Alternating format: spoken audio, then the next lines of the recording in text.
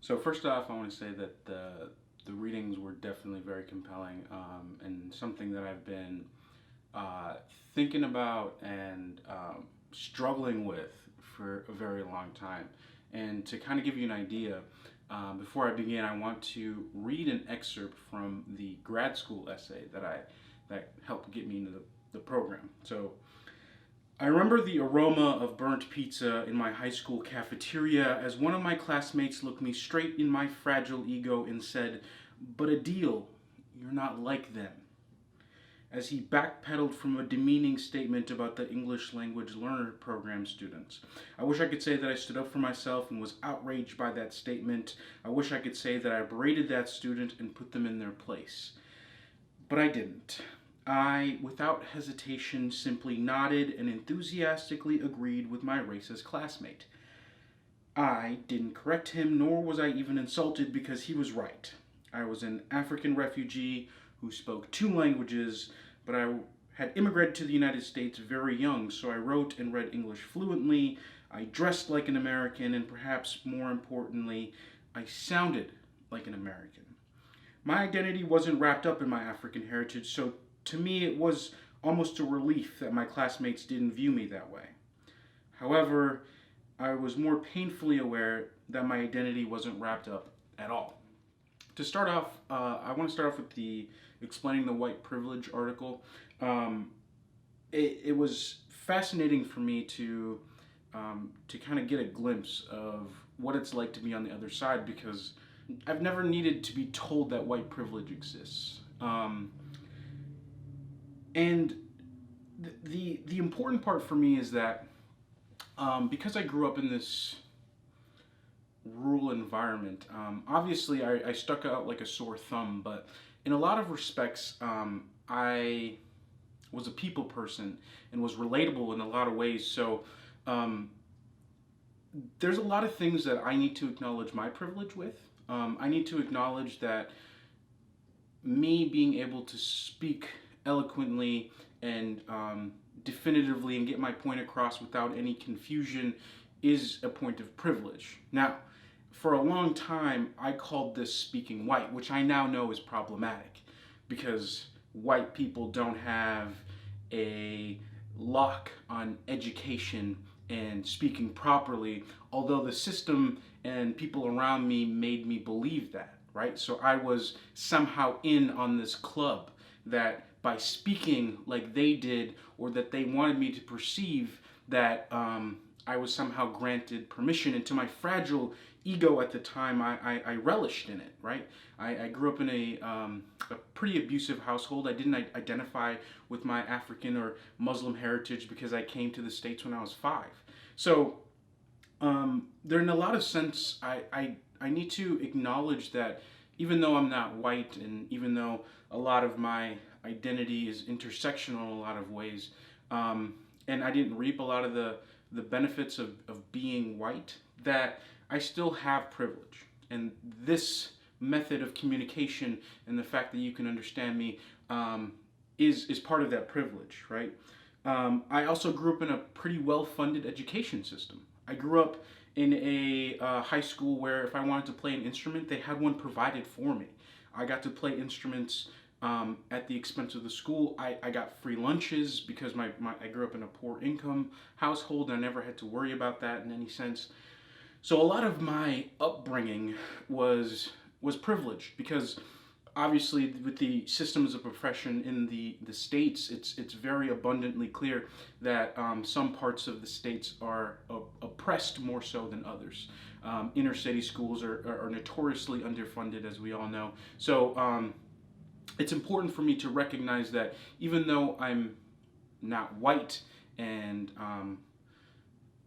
I still have privilege to identify with and need to acknowledge. The other thing that's I've been struggling more recently is I've never had a pretty I've never had a poor run-in with the cops. I've generally had, if not all the time, I've had pretty pretty nice and understanding cops. I've gotten away with warnings a few times. I've been given tickets, but I've never had a moment where I felt like my life was being threatened in any shape, way, or form. Now, with that being said, though, I do have stories that, upon reflection, really drove home that I was being discriminated against. One story in particular was when I was in high school. I had a massive afro. Not only did my father notoriously tell me that it was unprofessional and that I needed to cut it, but there was a story at one point. There was one time when I was in ninth grade where my principal walked me into the principal's office and told me that I had been under investigation for a long period of time because I had an afro and had put a pick in it, and there was a gang in town called the Gangster Disciples that did the same thing. And if you knew anything about me at the time, I was a straight A student. I was on the debate team, student congress team. It was absolutely asinine that these people would entertain the fact that I was in this gang. But my skin color and this afro that I had really allowed them to hone in on me specifically. But at the conclusion of it, it's almost like they were being nice to me, right? They brought me into the office. My principal at the time was like, listen, we know you're not part of it because we had already conducted the investigation, but we suggest, we already called your dad. My dad was already on his way when I was in the office. And they had essentially like liberated me from this perspective, but it was also telling me in a way where they wanted me to cut my afro and stop, which didn't happen. I kind of stuck to my guns because my whole identity was wrapped up in my hair at the time. But it was my first true run-in with, even though I felt like and wanted to be part of my white friends, I was and still was, I stuck out like a sore thumb. Now, the Tatum identity piece really resonated with me too, as you heard from um, uh, my grad school essay, that my personal statement, that it was definitely something that was an integral part of me, and it to this day still kind of, it wreaks havoc because I'm still this. I feel like I'm in the middle of this island where I can't identify with any specific thing, and I'm racially ambiguous. People think that I'm Hispanic or Indian. Nobody ever guesses that I'm African or from Sudan. I grew up Muslim, but no longer am religious, so I can't identify with my Muslim heritage. Um, I perceived as black, right? Half black. Many times people believe that I'm black, but I, in many respects, identify with the black experience in the States, but I'm also stuck in this issue of I didn't have the systems of oppression attack me in the same way that I see in the media. So, do I identify as black? Do I identify as Muslim or Arab or this? So, I feel so alone a lot of the times. And reading the Tatum essay really allowed me to understand that it's not just me and that this is a very common phenomena.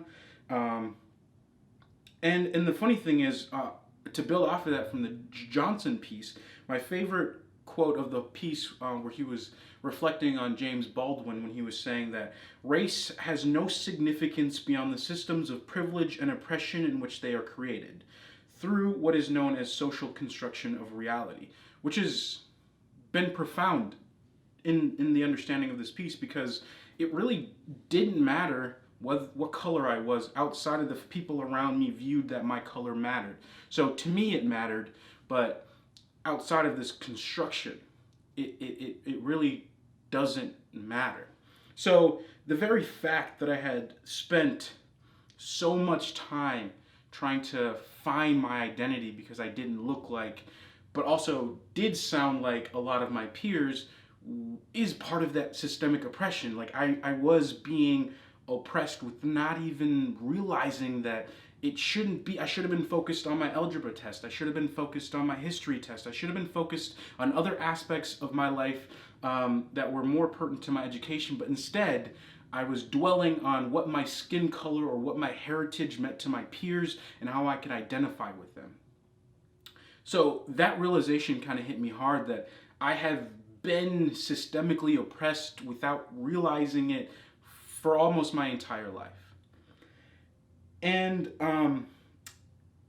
in a glimmer of hope on top of that, though, in understanding this quote from Baldwin, it is profound that the fact that we're doing this class, or you're making people realize that, being aware of their privilege, being aware of the privilege and the fact that it exists is part of the dismantling process.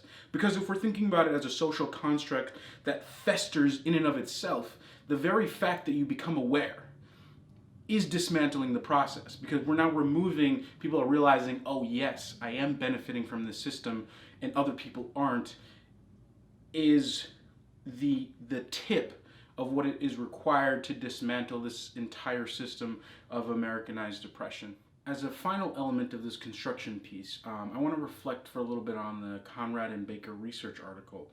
At one point, they say that, for example, if an illness such as epilepsy or HIV/AIDS has a powerful stigma, it may make people less likely to seek treatment for fear of being mistreated by healthcare providers and publicly associated with the tainted condition.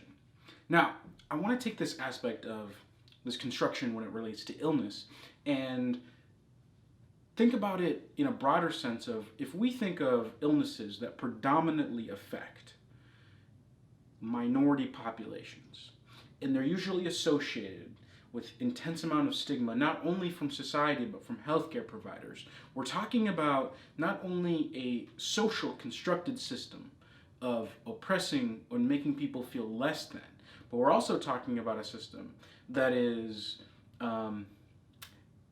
advertently or inadvertently creating an environment where people of color are not getting the treatment that they deserve, is their human right, because they are not getting the proper services that they need. So as I read and reflect on these readings that you've given us, it's abundantly clear that what we notice is only a fraction of what's behind the scenes. And this idea that we're internalizing oppression and that we're taking elements of our identity and focusing on them is the problem. It was very profound for me to reflect on these readings. So I appreciate you assigning them. As a final piece, I know we were supposed to reflect on our group presentations. We did a great job of kind of bonding as a small group. We kind of all went around and addressed our privileges specifically. I know some of the group members were kind of struggling with what it meant for them to kind of grow and learn. But the fact that everybody was open-minded about it was very comforting to me, that, it is a thing that we're all struggling with. It's something that we can learn and grow together with. I want to thank you. I really enjoy these vlogs. I'll probably utilize all of them that I can. And I'll see you in class.